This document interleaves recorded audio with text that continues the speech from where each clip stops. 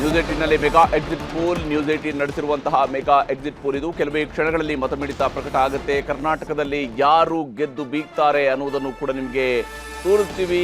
ಯಾಕಂದ್ರೆ ಕಳೆದ ಬಾರಿ 25 ಸೀಟ್ಗಳನ್ನು ಗೆದ್ದು ಈ ಬಾರಿ 28ಕ್ಕೆ 28 ಸೀಟ್ಗಳನ್ನು ಗೆಲ್ತೀವಿ ಅಂತ ಹೇಳ್ತಾ ಇರುವಂತಹ ಕರ್ನಾಟಕದ ಭಾರತೀಯ ಜನತಾ ಪಕ್ಷದ ನಾಯಕರು ನಿಜಕ್ಕೂ ತಮ್ಮ ಟಾರ್ಗೆಟ್ ಅನ್ನು ರೀಚ್ ಮಾಡೋದ್ರಲ್ಲಿ ಎಷ್ಟರ ಮಟ್ಟಿಗೆ ಶ್ರಮಿಸಿದ್ದಾರೆ, ಎಷ್ಟರ ಮಟ್ಟಿಗೆ ಕೆಲಸ ಮಾಡಿದ್ದಾರೆ, ಅದರಲ್ಲಿ ಎಷ್ಟರ ಮಟ್ಟಿಗೆ ಅಚೀವ್ ಆಗಿದ್ದಾರೆ, ಇವೆಲ್ಲದೂ ಕೂಡ ತಿಳ್ಕೊಳ್ಳುವಂತಹ ಸಮಯ ಹತ್ರ ಆಗ್ತಾ ಇದೆ ಎಕ್ಸಿಟ್ ಪೋಲ್ನ ರಿಸಲ್ಟ್ನ ಮೂಲಕವಾಗಿ.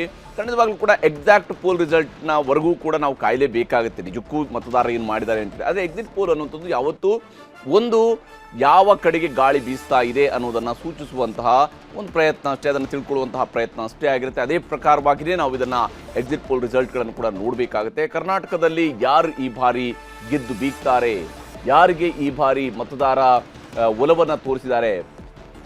ಸಾಮಾನ್ಯವಾಗಿ ಕೇಂದ್ರದ ಚುನಾವಣೆಗಳು ಬಂದಂತಹ ಸಂದರ್ಭದಲ್ಲಿ ಭಾರತೀಯ ಜನತಾ ಪಕ್ಷಕ್ಕೆ 2004 ನಂತರ ಸತತವಾಗಿ ಹೆಚ್ಚು ಸೀಟ್ಗಳನ್ನು ಕರ್ನಾಟಕ ಕೊಡ್ತಾ ಬಂದಿತ್ತು. 2004ರಲ್ಲೂ ಕೂಡ ಅಷ್ಟೇ ಕರ್ನಾಟಕದಲ್ಲಿ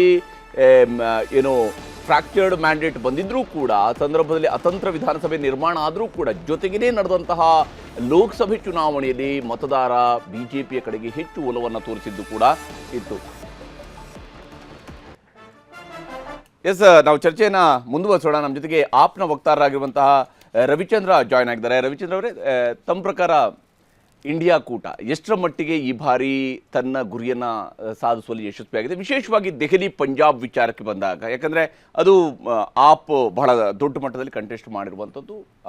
ಪಂಜಾಬ್ನಲ್ಲಿ ಅಲಯನ್ಸ್ ಇಲ್ಲದೇ ಕಂಟೆಸ್ಟ್ ಮಾಡಿದಿರಿ. ಯಾವ ಸ್ವರೂಪದಲ್ಲಿ ಗೆಲ್ಲುವಂತಹ ವಿಶ್ವಾಸ ಇದೆ? ನೋಡಿ, ನೀವು ಹೇಳಿದ ರೀತಿಯಲ್ಲಿ ಇವಾಗ ನಾವೇನೇ ಪ್ರೆಡಿಕ್ಟ್ ಮಾಡಿದ್ರು ಕೂಡ ಅದೊಂದು ಅಂದಾಜು ಅಷ್ಟೇ. ಆದರೆ ಆಮ್ ಆದ್ಮಿ ಪಾರ್ಟಿ ಮತ್ತು ಈ ಸರಿ ಇಂಡಿಯಾ ಅಲೈನ್ಸ್ ಏನಿದೆ ಅದು ನಮ್ಮ ಪ್ರಕಾರ 230ರಿಂದ 250ವರೆಗೂ ಹೋಗಬಹುದು ಅನ್ನೋ ಒಂದು ಭರವಸೆ ನಮಗಿದೆ. ಯಾಕೆ ಅಂತ ಹೇಳಿದರೆ, ಮೊದಲನೇ ಹಂತದ ಚುನಾವಣೆಯಿಂದ ನೀವು 7ನೇ ಹಂತದ ಚುನಾವಣೆವರೆಗೂ ಬಂದಂಥ ಸಂದರ್ಭದಲ್ಲಿ ಆಮ್ ಆದ್ಮಿ ಪಕ್ಷ ಜೊತೆಗೆ ಇಂಡಿಯಾ ಅಲೈನ್ಸ್ ಏನು ಟಾಸ್ಕ್ನ ಕೊಟ್ಟಿತ್ತೋ ಅದನ್ನು ಮೋದಿ ಅವರು ಫಾಲೋ ಮಾಡ್ತಾ ಬಂದರು. ನಾವಿವಾಗ ಅವರ ಫೇಲ್ಯೂರ್ಸ್ ಅಥವಾ ಅವರ ಮೆರಿಟ್ಸ್ ಅಥವಾ ಡಿಮೆರಿಟ್ಸ್ ಮಾತಾಡೋದ್ರಲ್ಲಿ ಏನೂ ಅರ್ಥ ಇಲ್ಲ, ಬಿಕಾಸ್ ಚುನಾವಣೆ ಆಗೋಗಿದೆ, ಇದು ಹೋಟೆಲ್ಲ ಬಾಕ್ಸಲ್ಲಿದೆ. ಆದರೆ ಈ ಚುನಾವಣೆಯಲ್ಲಿ ಏನೇನಾಯಿತು ಅಂತ ನಾವು ನೋಡೋದಾದರೆ, ಮೊದಲನೇ ಹಂತದ ಚುನಾವಣೆಯಿಂದ 7ನೇ ಹಂತದ ಚುನಾವಣೆವರೆಗೂ 2014ರಲ್ಲಿ ನೋಡಿದರೆ ಮೋದಿ ಬರಬೇಕು ಅನ್ನೋ ಒಂದು ಭಾವನೆ ತುಂಬ ದೇಶದಲ್ಲೆಲ್ಲ ಇತ್ತು. ಸೊ 19ರ ಚುನಾವಣೆಯಲ್ಲಿ despite of all the failures of the Modi government, ಅಲ್ಲೊಂದು ಪುಲ್ವಾಮಾ ದಾಳಿ ಆಯಿತು. ಪುಲ್ವಾಮಾ ದಾಳಿ ಆದ ಸಂದರ್ಭದಲ್ಲಿ ರಾಷ್ಟ್ರ ಎಲ್ಲ ಕೂಡ ಸರ್ಕಾರಕ್ಕೆ ನಾವು ನಿಂತ್ಕೊಳ್ಬೇಕು ಅನ್ನೋ ಒಂದು ಇದಕ್ಕೆ ಬಂದು ಮೋದಿಯವರ ಫೇಲ್ಯೂರ್ ಇದ್ದರೂ ಕೂಡ ಅಲ್ಲಿ ಮತ್ತೆ ಮೋದಿ ಸರ್ಕಾರ ಅಧಿಕಾರಕ್ಕೆ ಬರೋಕ್ಕೆ ಒಂದು ಸಾಧ್ಯತೆ ಆಯಿತು. ಈ ಸರಿ ಈ ಒಂದು ಎಲೆಕ್ಷನಲ್ಲಿ ಏನಾಯಿತು, ಮೋದಿಯವರು ಎಲ್ಲೋ ಒಂದು ಕಡೆ ನರೇಟಿವ್ ಫಿಕ್ಸ್ ಮಾಡೋದ್ರಲ್ಲೇ ಫೇಲ್ ಆದರು. ಅವರು ತಮ್ಮ ಪ್ರಣಾಳಿಕೆಯ ಮಾತುಗಳನ್ನ ಕಡಿಮೆ ಕಾಂಗ್ರೆಸ್ ಅಥವಾ ಇಂಡಿಯಾ ಅಲೈನ್ಸ್ನ ಇದು ಪ್ರಣಾಳಿಕೆಯಲ್ಲಿ ಇದ್ದಂತಹ ವಿಚಾರಗಳನ್ನು ಹೆಚ್ಚು ಮಾತಾಡಲಿಕ್ಕೆ ಶುರು ಮಾಡಿದರು.